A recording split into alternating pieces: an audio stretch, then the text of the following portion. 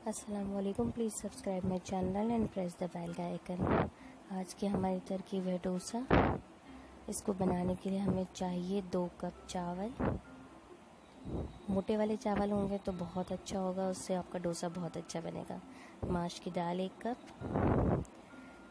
दोनों चीज़ों को धो के अलग अलग बर्तन में भिगा दें आप, कम से कम 2 घंटे के लिए। साथ में हमें चाहिए मेथी दाना 1/4 चम्मच। ये भी हमने चावलों के साथ भिगा दिए। आधा किलो हमें उबले हुए आलू चाहिए, जिनको हम छोटे छोटे टुकड़ों में काट लेंगे। साथ में हमें चाहिए ज़ीरा आधा टीस्पून, कड़ी पत्ता 7 से 8, 6 से 7 तकरीबन।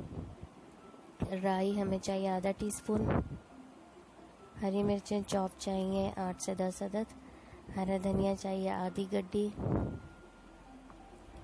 प्याज हमें 2 मीडियम साइज़ की हमने स्लाइस में काट लिए।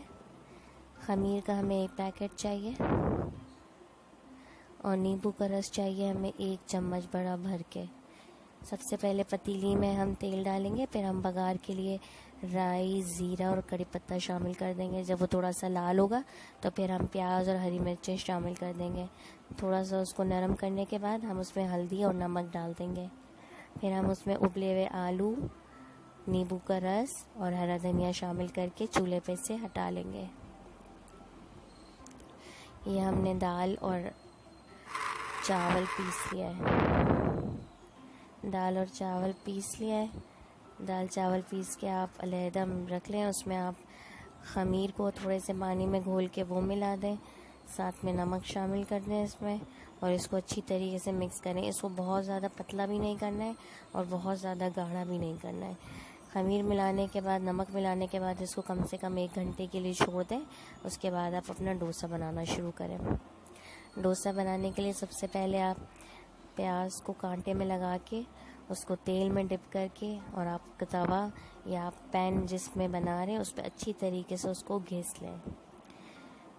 प्याज घिसने से ये होगा कि आपका डोसा उस पर चिपकेगा नहीं, आराम से निकल आएगा। अब हमने डोसे का बैटर डाल के तवे पे फैला दिया है।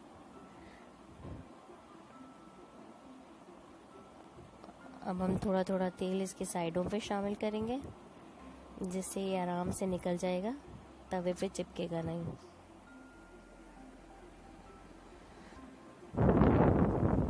थोड़ी देर के बाद ये लाल हो जाएगा तो आप इसमें आलू का भुर्ता शामिल करके इसको रोल बना के चूल्हे पे से उतार लें।